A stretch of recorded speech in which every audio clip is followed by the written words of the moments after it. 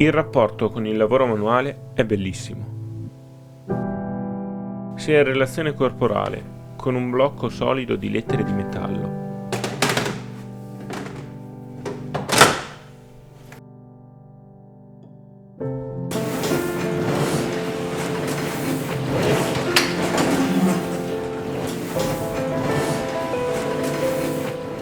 con il peso del vassoio, con la giustezza degli spazi, con i ritmi e la tempera della macchina.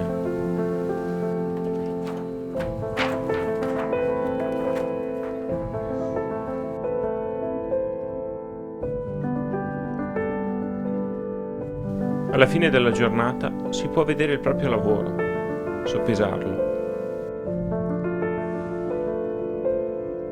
È fatto. Esiste.